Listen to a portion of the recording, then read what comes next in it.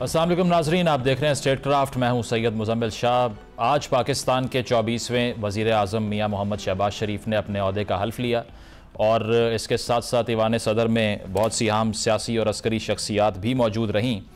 और इस दौरान अगर देखा जाए तो जो अपोजिशन का रवैया इससे पहले हमने देखा, कौमी असम्बली के इजलास में बिलावल भुट्टो साहब ने भी स्पीच की। उन्होंने भी ये कहा कि एक लार्जर रिफॉर्म करनी पड़ेगी। इससे पहले शहबाज शरीफ साहब ने जब 201 वोट हासिल किए तो तब भी जो उनकी तकरीर थी उस दौरान शोर शराबा होता रहा। मिसाक मईशत का उन्होंने दोबारा से अपना एजेंडा दोहराया, लेकिन जो सुन्नी तहरीक के मेंबरान थे और उनकी तरफ से इल्ज़ामात यही रहे कि ये मैंडेट जो लेकर ये हुकूमत आई है ये जेन्युइन मैंडेट नहीं है।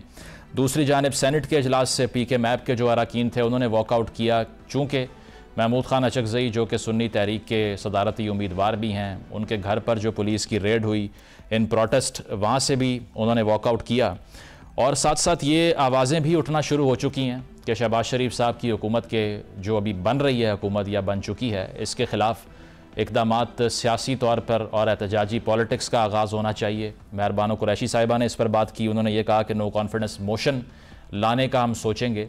तो आया ये गवर्नमेंट कितनी देर तक इस पॉलिटिकल इंस्टेबिलिटी को स्टैंड कर पाती है या इसको ख़त्म करने के लिए क्या करती है, ये सवाल तो बहुत बड़ा है। लेकिन एक बड़ी डेवलपमेंट जो कि आज सुन्नी तहरीक के लिए एक बुरी खबर भी रही, वो ये है कि इलेक्शन कमीशन की तरफ से जो इससे पहले दरख्वास्त दी गई थी स्पेशल सीट्स की, उस दरख्वास्त को ECP ने रिजेक्ट कर दिया। 4-1 से ये फ़ैसला सुनाया गया और इस फैसले का प्रिटेक्स्ट यही है कि एक ऐसी जमात जो कि पार्लिमानी पार्टी के तौर पे स्टैंड नहीं कर रही थी, जो कि अपोजिशन के जो ECP में अपोजिशन के वकलास थे, उनकी तरफ से जो बात की गई वही प्रिवेल करती हुई दिखाई दी।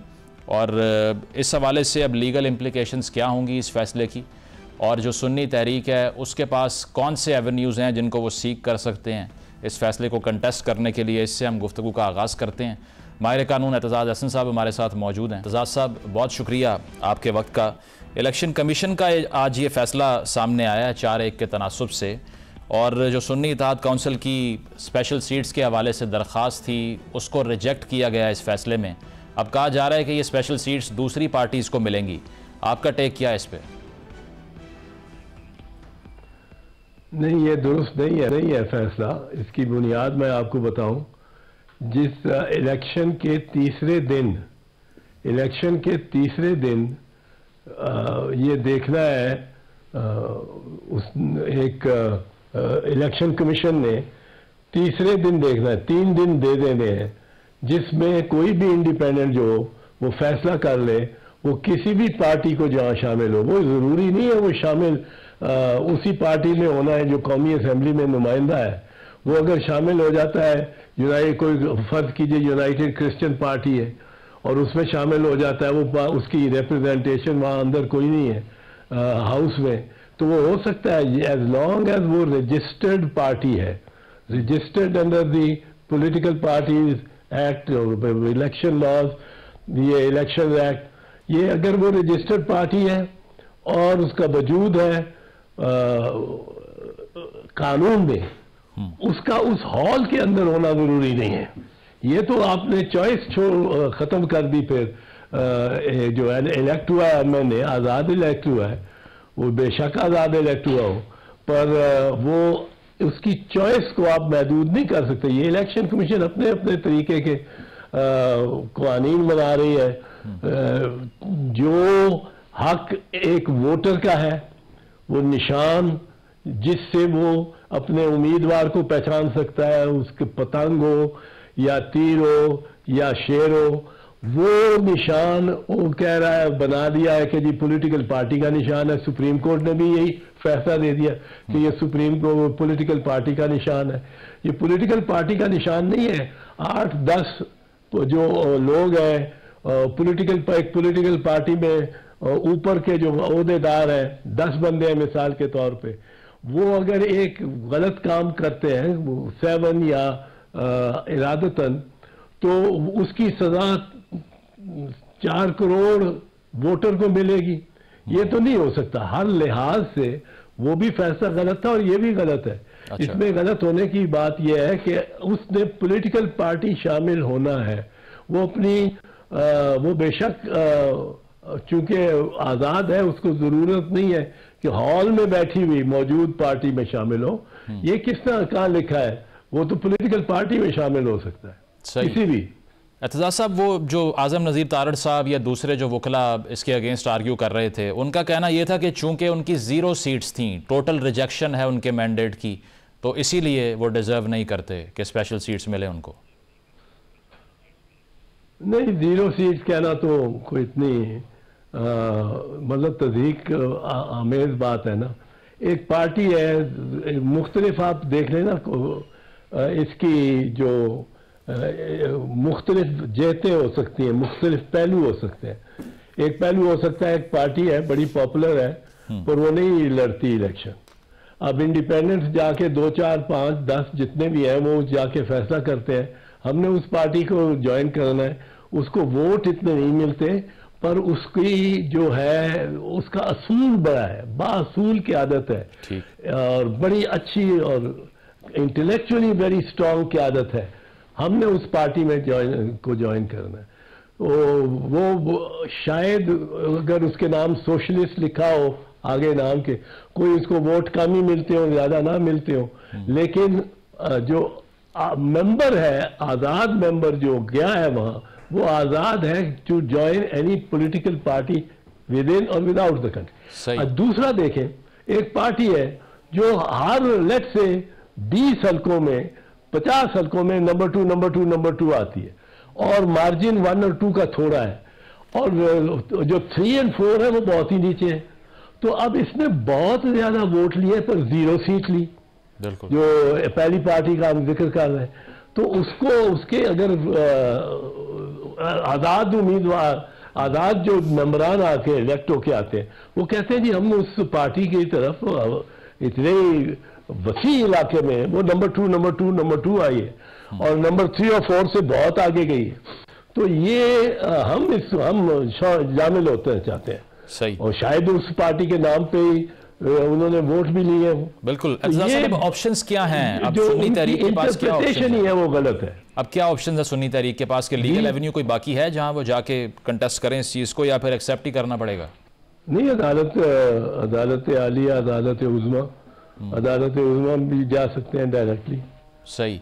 और ये जो आज हमने पार्लियामान में देखा है, शहबाज शरीफ साहब तो हल्फ ले चुके हैं, वजीर आज़म बन गए हैं, लेकिन एक गंडापुर साहब नहीं जाते हल्फ बर्दारी की तकरीब में। इसको आप बताइएगा कैसे देखते हैं? और दूसरी चीज़ ये कि अब बहुत से लोग जो सुन्नी इत्तेहाद का हिस्सा हैं वो कह रहे हैं कि अब शहबाज शरीफ साहब के ख़िलाफ़ तहरीक अदम एतमाद भी आनी चाहिए। और मिसाक मईशत का बेशक दावतनामा दिया है शहबाज शरीफ साहब ने। आपको लगता है सीरियसनेस है कोऑपरेट करने की अपोजिशन से? नहीं, अगर ये तो बिल्कुल गलत बात है मेरे ख्याल में, राय में, कि आप फैसला कर रहे हैं कि जी आज हलफ लिया है, आज वोट लिया है नवाज शरीफ ने, तो कल हम फैसला कर लें कि आप इसके खिलाफ अदम एतमाद की तहरीक लाना चाहिए। अभी तो उसने एतमाद लिया है और 203 वो 201 वोट ले लिए, तो उसके बाद अब कुछ देर तो इंतजार करना चाहिए इस सूरत हाल में। और जो गंडापुर साहब ने शिरकत नहीं की हल्फ बर्दारी की तकरीब में, सही किया उन्होंने आपको लगता है? मैं उसके बारे में कुछ नहीं कह सकता। चीफ मिनिस्टर्स को आना चाहिए, प्राइम मिनिस्टर की हल्फ बर्दारी और ऐसे वक्त पे एक हमारे जब हुकूमत थी जिसमें मैं भी मिनिस्टर था, 1988, पुरानी बात हो गई बहुत, नवाज शरीफ साहब नहीं आए थे। 1988 से 1990 तक नवाज शरीफ साहब वो तो एयरपोर्ट पे लेने भी नहीं आते थे प्राइम मिनिस्टर को, और वो अपना एक बरकरार रखते थे बिल्कुल अलहदा पंजाब का एक शनाख्त थी अलहदा, और वो पंजाबियत की तरफ लेके जा रहे थे जो पंजाबियत नहीं थी, वो तो शेयर पॉलिटिकल अपॉर्चुनिज्म थी। तो लेकिन वो उसको बड़ा उन्होंने वो उठाया, जाग पंजाबी जाग, तेरी पग नूं लग गई आग। तो इस तरह के नारे देके बीबी शहीद जब थी वज़ीर आज़म। बिल्कुल। अच्छा, ये बताइएगा, आज बिलावल भुट्टो साहब का भी बड़ा कॉम्प्रहेंसिव एक एड्रेस रहा नेशनल असेंबली में, तो पहले ही रोज़ हमने देखा असद कैसर साहब ने कहा कि साइफ़र पर जुडिशल कमीशन बना दें, बिलावल साहब ने कहा कि 9 मई पे जुडिशल कमीशन बना दिया जाए। तो आपको लगता है कि बनना चाहिए दो मामलात पे जुडिशल कमीशन, और कंसेंसस है सियासतदानों का इस पर? बेशक बन जाए, मेरी तरफ से तो कोई ऐसा मामला नहीं है। दो ऐसे मामलात हैं जिन पे हसास इदारे भी बड़े अंगेख्त हैं, और उन मामलात में है कुछ के नहीं है वो अलग बात, वो तो फिर कमीशन ही फैसला करेगी। पर कमीशन का फैसला भी अक्सर मुतनाज़ा होता है। मेरा नहीं ख्याल ये तनाज़ा इससे कम होगा, पर ये मामलात अगर अदालतों में जाएंगे, नॉर्मल अदालतों में नॉर्मल कार्रवाइयों के जरिए, तो वो बेहतर रहेगा मेरे ख्याल में। बट ये उनका जमातों का अपना फैसला है। एतजाज़ साहब, लेकिन एक चीज़ वो कही जाती है ना कि पिछले चंद सालों में पाकिस्तान में पोलिटिसाइजेशन ऑफ जुडिशरी हुई है, और इसके अलावा जो जुडिशरी है उसको भी पोलिटिसाइज करने की कोशिश की जाती है। तमाम सियासी फैसले अदालत की दहलीज पे चले जाते हैं। तो ये तो मिंगल करती रहेंगे इस तरह, फिर पार्लियामान का जो फंक्शन है वो कैसे रिडीम होगा? पार्लियामान का फंक्शन तो रिडीम होगा पार्लियामेंट के अपनी कारकर्दगी से, और पार्लियामेंट को हकीकत पसंदाना रवैया रखने पे। और ये मैं समझता हूँ कि मैंने पार्लियामेंट की कार्रवाई जुज़वी तौर पे देखी। आज मैं क्योंकि अब दफ्तरी अमूर में भी ज़रा मसरूफ़ था, पर ये एक चीज़ जो नज़र आई, मैंने सारी नहीं देखी, बिट्स एंड पीसेस में, कि पार्लियामेंट में वो अभी एक दूसरे को पे गिले शिकवे जो है वो माथों पे लिखे हुए। अब मुझे ये नहीं इल्म कि नवाज शरीफ साहब को क्या शिकवा है और किससे शिकवा है, क्योंकि नवाज शरीफ साहब को तो पूरा प्राइम मिनिस्टर बना दिया गया है उनको बिफोर ही। वो अब शहबाज शरीफ को दे दें तो और बात है, पर उनका चेहरा जो था वो कुछ मुरझाया हुआ था। बेटी चीफ मिनिस्टर पंजाब बन गई तो चेहरा बिल्कुल जरा मुरझाया हुआ था, और शहबाज शरीफ भी टेंस नजर आते थे। तो इनको मतलब है, ये नजर तो आ रहा है कि इन्होंने कुछ ना कुछ मैंडेट चुराया है। अच्छा। अब मैं समझता हूं कि लाहौर में अताउल्लाह तारड़ को कौन जानता है, ओन चौधरी को कौन जानता है, और अताउल्लाह तारड़ अगर वो एक स्ट्रेंजर है उस कॉन्स्टिट्यूंसी में और अजनबी है, और वो कहते हैं जी बिलावल साहब तो अजनबी है उस कॉन्स्टिट्यूंसी में, तो अताउल्लाह तारड़ भी तो किसी वो लाहौर का रहने वाला नहीं है। अब अगर वो लाहौर के, दोनों ही लाहौर के रहने वाले नहीं है, इनमें से कौन मकबूल होगा ज्यादा लोगों में? अब वो भी उन्होंने हद ही कर दी है। एक बड़े सिंधी लीडर को लाहौर से हरवा के, ये भी कोई इनकी मसलियत है या क्या है? अच्छा, बिलावल साहब आप कह रहे हैं ऑर्गेनिक नहीं हारे, यानी कि हरवाया गया? हाँ, बिल्कुल बिल्कुल। अच्छा, ये बताइए कि Bilawal came out as the best person and leader in this entire election। जिस तरह उसने शाइस्ता अंदाज में इलेक्शनरी की है, जिस तरह जो तकरीरें की हैं, जो हर जगह बात की है, और सॉफ्ट लहजे में नरम गुफ्तगू और हर एक के बारे में बात की है।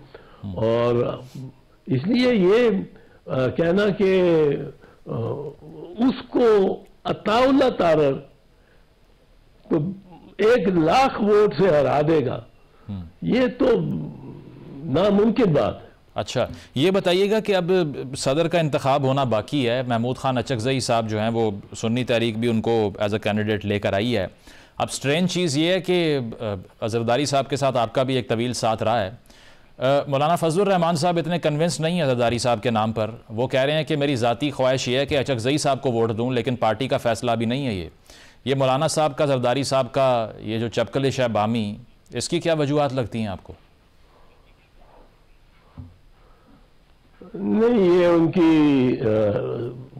बड़ी ज़्यादा ही खलीज पड़ गई लगती है, क्योंकि बड़े दोस्त हैं और बड़े अच्छे दोस्त हैं, और जरदारी साहब भी बड़ी ताज़ीम करते हैं मौलाना की, और मौलाना भी बड़ी उनसे प्यार मोहब्बत करते हैं, और दोनों आपस में बड़े बेतकल्लफ भी हैं।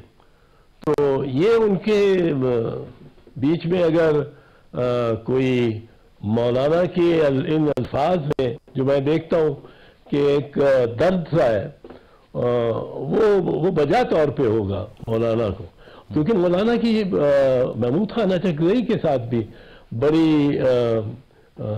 बड़ी गर्मजोशी और इंतहाई प्यार, और उन्होंने साथ चले हैं एक अरसा से, और वो मेरा ख्याल है पीडीएम में भी मुनफरद थे ये आपस में दोस्ती के। तो ये ऐसी क्या वजह हो चुकी है कि अचकज़ई साहब खान साहब की फॉर्मर पार्टी के ज़्यादा करीब हो चुके हैं, जो कि नहायत मुखालफत करती रही है उनके, और मौलाना साहब की भी यही सूरत हाल है? मेरे लिए भी ये तज्जुब की बात है, हैरत की बात है, पर मैं ये नहीं जानता हूं कि क्या हो गया उनके दरमियान। मैं उन लोगों में से नहीं हूं कि जो जिस चीज को ना जानता हूं उसमें भी अपनी एक टिका जाऊं, जंतरी के जी ये हुआ वो हुआ फला वक्त हुआ। सही। जिस चीज का मुझे नहीं है क्योंकि उनकी बड़ी जाती तौर पे बड़ी पायदार दोस्ती थी। ठीक है। जरदारी साहब भी अपने दोस्तों को यूं छोड़ने वाले नहीं है। आखिरी सवाल है एतजाज साहब, फ्यूचर क्या लगता है इस कोalition गवर्नमेंट का? बहुत से लोग दावे कर रहे हैं 2 साल भी नहीं चल सकती, बहुत अनसस्टेनेबल होगी, इंतखाबी धांधली के इल्ज़ामात का शिकार होती रहेगी। आपका भी यही व्यू पॉइंट है? ये जरा बड़ी मुश्किल में रहेगी पार्लियामेंट। एक तो गवर्नमेंट जो है वो बड़े अंडर प्रेशर रहेगी, कीमतें बढ़ रही होंगी, बेरोजगारी बढ़ रही होगी, भूख और बाकायदा भूख, हंगर, पेट में वो उसकी तकलीफ बढ़ रही होगी, बच्चों के को संभालना लोगों के लिए और मुश्किल हो जाएगा, और उसमें ये गवर्नमेंट अब बड़ी अंडर प्रेशर आएगी। तो इसमें क्या कुछ कोई और ही डैम फट जाए और पानी सैलाब पूरा आ जाए, ये भी इम्कानात में है, मैं समझता हूँ। सही। पर अब गवर्नमेंट देखे, एक चीज तो हुई है, वो ये हुई है कि पहले एक खानदान हुकूमत में होता था, लेट्स से भुट्टो जरदारी, तो ये दूसरा खानदान जो है शरीफ का, ये उसकी डट के मुखालफत कर रहा होता था, उन पर मुकदमा बना रहा होता था, जेल में डाल रहा होता था। फिर वो आते थे तो डट के मुखालफत करते थे, और ये नहीं कि कोई मतलब है, पीपल्स पार्टी का एक इम्तियाज था, पीपल्स पार्टी का एक इम्तियाज हर हुकूमत में रहा है, और वो ये कि उन्होंने कोई सियासी कैदी नहीं पकड़ा को रखा कोई हो। अब लेकिन उधर से दूसरे मामलात में मुश्किलात पड़ती रहती थी शरीफ खानदान को। अब दोनों मिलके एक इत्तेहाद में आ गए तो उनको आसानी तो होनी चाहिए। सही। और इससे कोई काम मुल्क की खिदमत भी हो जानी चाहिए। सही, ठीक है, बहुत बहुत शुक्रिया। एतजाज हसन साहब हमारे साथ मौजूद थे। उनका कहना यही था कि मुआशी चैलेंजेस हैं हुकूमत के लिए, वो खासे गंभीर होंगे, लेकिन इस मरतबा मुनफरिद चीज़ ये है कि पीपल्स पार्टी और नून लीग दोनों इस इक़्तिदार को शेयर कर रहे हैं, तो इतना मसला लेजिस्लेशन में उनको नहीं होना चाहिए। एक ब्रेक शामिल करते हैं, ब्रेक के बाद वापस आएंगे। Stay with us.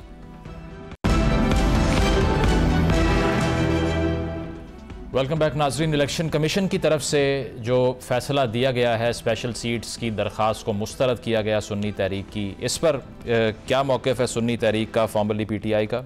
बात करने के लिए शौकत बसरा साहब मौजूद हैं। शौकत साहब, बहुत शुक्रिया आपके वक्त का। कैसे देख रहे हैं इस फैसले को? आपकी दरख्वास्त तो रिजेक्ट हो गई। बिल्कुल एक्सपेक्टेड था, कोई सरप्राइज नहीं है, क्योंकि जो कुछ भी हो रहा है पाकिस्तान में बाई डिजाइन हो रहा है, बाई प्लान हो रहा है।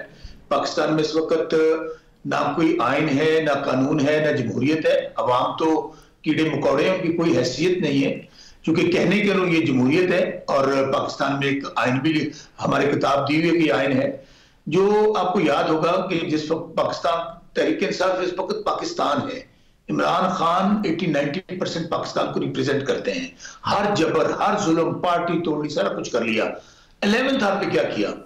चीफ जस्टिस साहब जो काजी फाइज ईसा हैं, उनकी एक जजमेंट है, चीफ जस्टिस गुलजार साहब होते थे, उन्होंने जजमेंट दी थी, 5 रुकनी बेंच की जजमेंट थी कि आप कोई ऐसा केस जो इमरान खान और तहरीक इंसाफ के हवाले से हो, आप उसका हिस्सा नहीं बनेंगे। फिर हुआ क्या?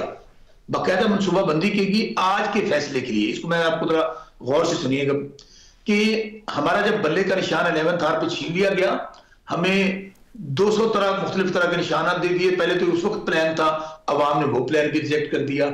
फिर आज वो जो एक फैसला था चीफ जस्टिस काजी फाइज साहब का, वो बुनियाद बना पाकिस्तान में धांधली की, पाकिस्तान में खरीदो फरोख्त की।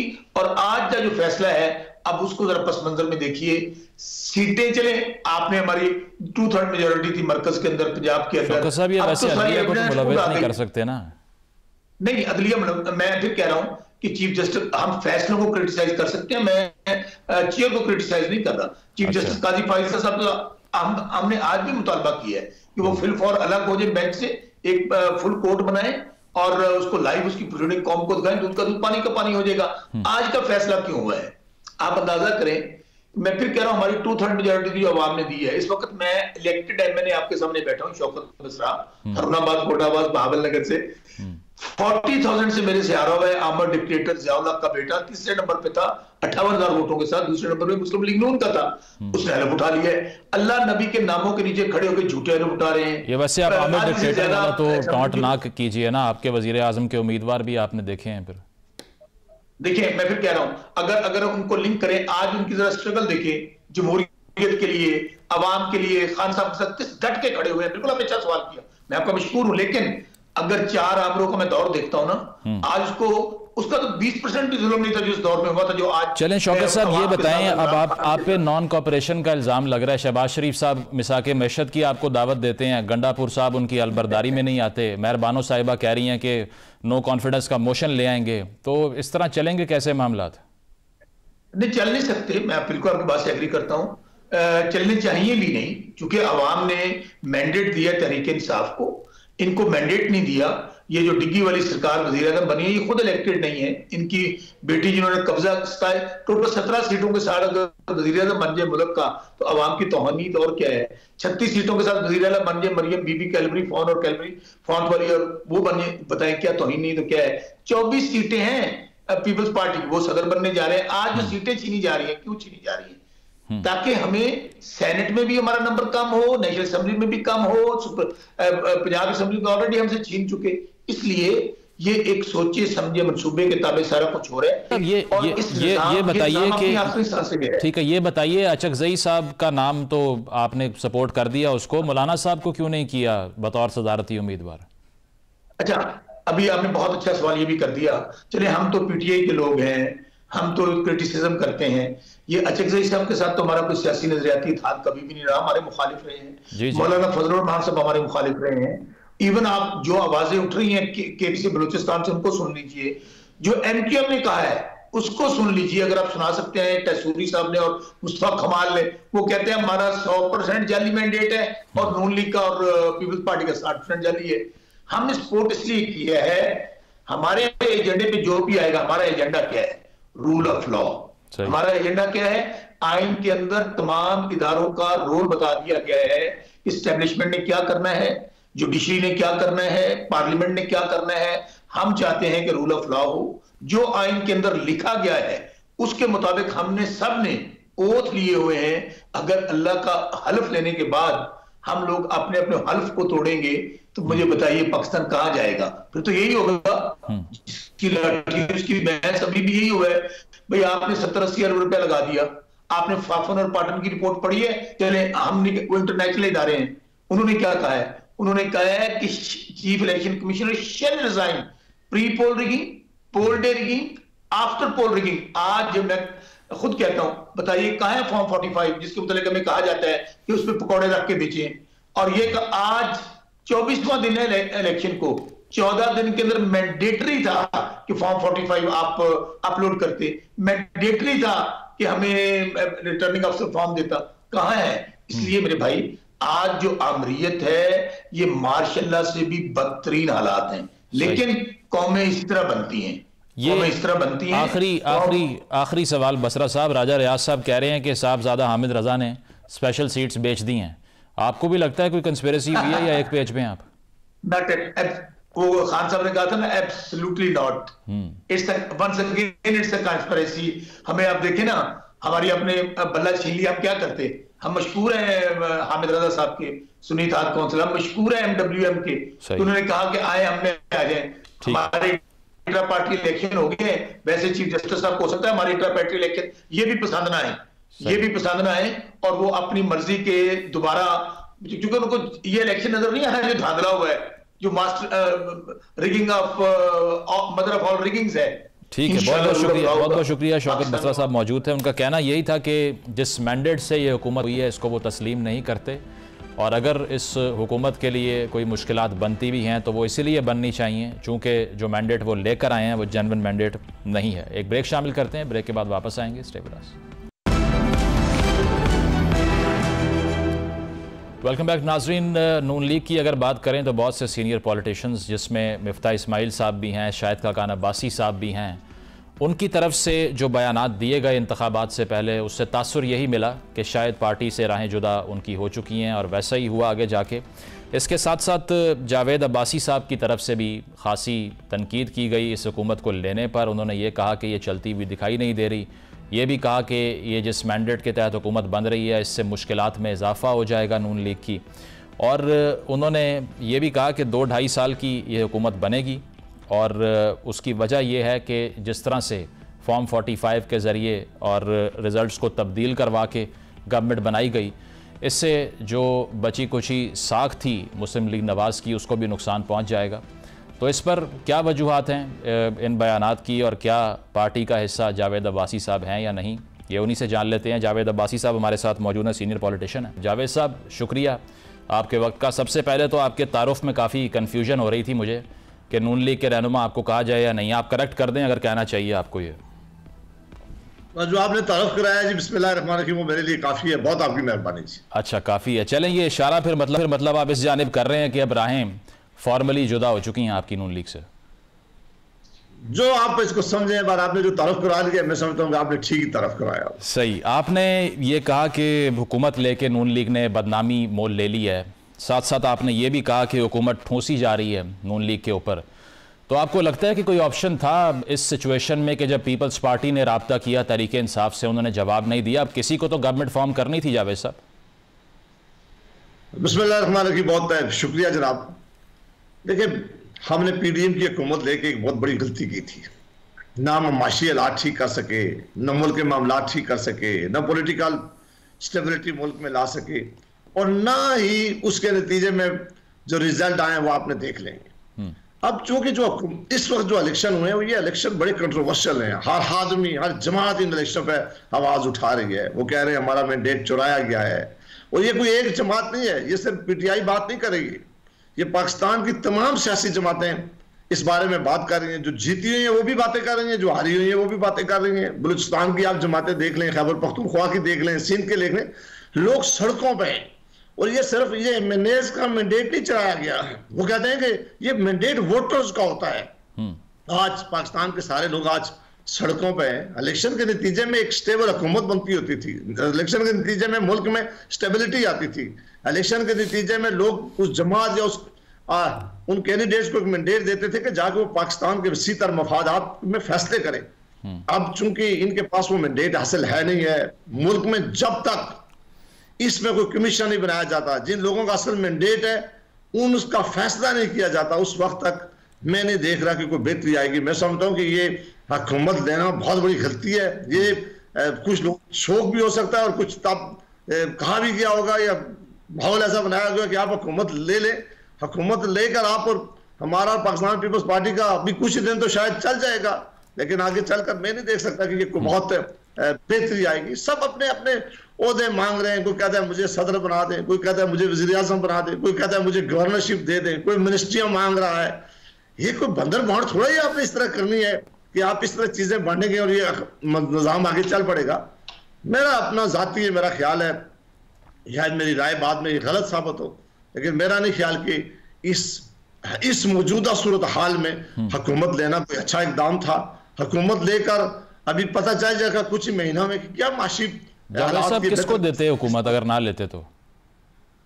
ये इनका काम नहीं है जी, ये पाकिस्तान के अवाम ने फैसला किया था। ये सब जमातें पहले कहती कि जो सारे मैंडेट जो है वो अगर जाली है, अगर वो कहते हैं कि मैंडेट चोरी का, अगर वो कहते हैं कि हमारा मैंडेट चुराया गया, तो सबको खुले दिल से कहना चाहिए था कि इसकी सबसे पहले इंक्वायरी करें, कमीशन बनाए, एक हफ्ते के अंदर अंदर 10 दिन में फैसला करे कमीशन, और वो सारे सुप्रीम कोर्ट की सरबराही में, जजेस की सरबराही में कमीशन होता, सबको कहते। नहीं जावेद साहब, वो जवाब ये मिलता है ना, इस तरह अगर हमने एतराज़ात की बात करनी है बाकी जमातों की, तो 1970 के अलावा कोई इलेक्शन बचेगा ही नहीं जिसके बाद हुकूमत बन सके, जो आप पैमाना आजमा रहे हैं इस पर।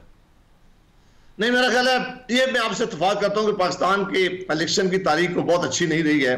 यह इलेक्शन हमेशा इस पर क्वेश्चन उठते रहे, लेकिन वो उठते थे कि पोलिंग वाले दिन कुछ हुआ है, वो उठते थे पोलिंग स्टेशन के अंदर कुछ हो गया है, वो उठते थे कि पहले कोई ऐसी बैरियर लगा दिए गए हैं कि हमें फ्री एंड फेयर इलेक्शन नहीं होने दिए गए। इस दफा पोलिंग स्टेशन पर रिजल्ट मुख्तलिफ आए हैं और बाद में फॉर्म 47 के रिजल्ट मुख्तलिफ है। इस दफा लोगों ने पोलिंग स्टेशन पर प्रिजाइडिंग अफसर ने अपना रिजल्ट लोगों को दिया है, उन्होंने देखा है, उनको पता चला कि कैंडिडेट जीता कौन है, कोई हारा कौन है। पर अगर रात 2 बजे के बाद अब मैंडेट चेंज होगा, मैंडेट चेंज करने की सूरत में अगर कोई हुकूमत बनेगी, मैं जेन्युइनली समझता हूं, मैं दिल से कह रहा हूं ये बात कि ये ना तो इससे कोई नेकनामी आएगी, ना ही कोई जमहूरी अमल में बेहतरी आएगी, ना ये आइंदा कोई अच्छा प्रेसिडेंस फिट होगा। लोग हमेशा बात करेंगे, लिहाजा पहले इस मामले का फैसला हो जाना चाहिए था, उसके बाद जिसने भी हुकूमत बनानी थी वो बनाते। फिर ये होता है कि कम से कम कोई आपके पास मॉरल अथॉरिटी होती, कोई अपोजिशन आपके साथ तावन करती, कोई आपके साथ बैठ के बात करने के लिए तैयार होता। अभी तो आपने पिछले 3 दिन मेरा ख्याल है इजलास आप जरूर कवर किया होगा, आपने देखा है कि क्या सूरत हाल है असम्बलीज के अंदर इस वक्त। इस सूरत हाल में जब वजीर आजम तकरीर करने के लिए आए और उसके इर्द गिर्द सारा पूरा कसार बनाया जाए, लोग खड़े होकर वो तकरीर कर सके, इस सूरत में फिर हुकूमतें होती हैं। जावेद साहब, ये जो आप कह रहे हैं ना कि अपोजिशन इसलिए ताबन नहीं कर, मैंडेट ठीक नहीं है, अब इस अपोजिशन यानी कि अब तो सुन्नी तहरीक है, लेकिन PTI की अगर हम बात करें तो ताबन किया कब है पिछले 10 साल में? जिस सीट पर हार जाते हैं वहाँ पर तो यही होता है कि यहाँ शफाफियत नहीं है इंतखाबात में, उसके अलावा शफाफियत है। तो कॉपरेशन की पॉलिटिक्स तो वो कर ही नहीं रहे, वो तो किसी से बात करने को यही समझते हैं कि वो कॉम्प्रोमाइज़ है उनकी सियासी नज़रिए के ऊपर। देखिए, मैं PTI का तो ना तर्जुमान हूँ ना मैं उनकी बात करता हूँ। मैं कहता हूँ कि इस मुल्क के जो सीनियर पॉलिटिशियन है हचकज़ई साहब, उन्होंने फ्लोर पे क्या कहा है, मौलाना फजल रहमान साहब क्या कह रहे हैं, ANP की लीडरशिप क्या कह रही है, इससे आगे बढ़े तो मैंगल साहब ने क्या कहा है, उससे आगे बढ़े तो MQM के जो गवर्नर है और इनके एक अभी वजीर बनने वाले MNA, वो अपनी ऑडियो जो उनकी आई है, जो उन्होंने कहा कि ओरिजिनल है, उन्होंने कहा कि पीपल्स पार्टी और मुस्लिम लीग नून ने हमें कहा है कि आप हमारा तो मैंडेट 50 से 60% जाली है, लेकिन आपका तो 100% मैंडेट जाली है। वो मतलब कह रहे हैं कि आप जावेद साहब इसको एंडोर्स करते हैं? मौलाना साहब ने जो कहा कि सिंध और बलूचिस्तान की असेंबली खरीदी गई है। नहीं, मैं ये कहता हूं कि ये पाकिस्तान की तारीख में इतने बड़े क्वेश्चन कभी नहीं उठे थे। ये बहुत बड़ी बात हो रही है, ये बात फ्लोर ऑफ द हाउस हो रही है, ये मीडियाज में हो रही है, ये जलसों में लोग बात कर रहे हैं, आप लोग इसे कवर कर रहे हैं, पाकिस्तान का बच्चा बच्चा रोज सुन रहा है। इस सूरत हाल में अगर आप इंक्वायरी नहीं करेंगे, आप यानी इलेक्शन कमीशन तो बुरी तरह नाकाम हो गया फ्री एंड फेयर इलेक्शन कराने में, तो सारी दुनिया ने देख लिया है। अब अगर कोई फोरम नहीं बनता, कोई कमीशन नहीं बनता, इंक्वायरी नहीं करते, इसी तरह लड़ाई रहेगी, उस लड़ाई का क्या पाकिस्तान की लोगों को फायदा होगा, पाकिस्तान की आवाम को फायदा। आप जो है वो आप पार्लियामान की इस हुकूमत की एक्सपायरी डेट भी बता रहे हैं, आप कह रहे हैं 2.5 साल नहीं निकालेगी, यही बात फैसल वावडा साहब करते रहे हैं, तो ये खबर है आपकी या तज्जिया है? नहीं, मेरा तज्जिया, खबर में किसी से पूछता नहीं, मेरा तज्जिया में हालात देखे। ये वाडा साहब की खबर भी होती है ना, मैंने कहा शायद आपकी भी खबर है। नहीं, वाडा साहब की पहुंच बड़ी ऊंची है। आप देखेंगे एग्जैक्टली आज वही माहौल असेंबली में हुआ जो 2018 में हम कर रहे थे, यही माहौल था। इसी तरह हम प्राइम मिनिस्टर को तकरीर नहीं करने दे रहे थे, इसी तरह हम नारे लगा रहे थे। हम भी क्या कह रहे थे, हम कह रहे थे कि हमारा मैंडेट चुराया गया है। आपको याद है ना उस वक्त? जी, उस वक्त भी हम कहते थे। आपकी बातों से समझ ये आ रहा है कि आप नून लीग को बेनिफिशियरी कह रहे हैं। राना सनाउल्लाह साहब, साद रफीक साहब, जावेद लतीफ साहब हार गए सब के सब, और जावेद साहब तो कह रहे हैं हमारे साथ ज्यादती हुई है। नहीं, बिल्कुल ठीक है, मैं आपकी बात उनकी तस्लीम करता हूं। मैं कहता हूं कि इस वक्त सारी सियासी जमातें, कोई एक जमात भी ऐसी नहीं है जो जीती हुई है, जो हुकूमत ले रही है, जो अपोजिशन में बैठी है, जो बिल्कुल हार गई है। सब जमातें अपनी अपनी जगह पे कह रहे हैं कि हमारे साथ ज्यादती हुई है, हमारा मैंडेट पे डाका डाला गया, हमारा मैंडेट चोरी हुआ है, हमारे इलेक्शन फ्री एंड फेयर नहीं हुए। मैं किसी एक जमात की बात नहीं कर रहा, पीपल्स पार्टी भी कह रही है, मुस्लिम लीग नून भी कह रही है, बाकी सारी सियासी जमातें भी कह रही हैं। तो अब कोई जोर से कह रहा है, कोई आस्था कह रहा है। जो आस्था इसलिए कह रहा है, कोई कहता है चलो ठीक है जी, मैं तो जीत गया हूं, मुझे तो इख्तियार मिल जाएगा, लेकिन ये मामला चलने वाला नहीं है। इसलिए सही, लेकिन ये अब जो इल्जामात लग रहे हैं, अब फैसला भी आ गया इलेक्शन कमीशन का, वो ये कह रहे हैं कि सुन्नी इत्तेहाद को नहीं मिल सकती मखसूस नशिस्तें। अब इसका भी जावेद साहब आप खमियाजा जो कहते हैं कि नून लीग को भुगतना पड़ेगा, उन्हीं का कसूर है ये भी? नहीं, उनका बिल्कुल कसूर नहीं है, लेकिन बहुत बड़ी ज्यादती है। ये कोई जुर्म है बहुत बड़ा। इलेक्शन कमीशन ऑफ पाकिस्तान एक सियासी जमात को पहले आपने, मैं उनके खिलाफ इलेक्शन लड़ा हूं, मैं पीटीआई का खिलाफ, आप मेरा जानते हैं कि मैंने कहते हैं ज्यादा माफ किया, लेकिन जो बात सच है वो हमें जरूर कहनी चाहिए थी। शुक्रिया। जावेद अब्बासी साहब हमारे साथ मौजूद थे। उनका कहना यही था कि जो स्पेशल सीट्स नहीं दी जा रही सुन्नी तहरीक को बहुत बड़ी ज्यादती है, और वो फिल वक्त किसी जमात का हिस्सा नहीं बन रहे। एक ब्रेक शामिल करते हैं, ब्रेक के बाद डिस्कशन को कंटिन्यू करेंगे। Stay with us.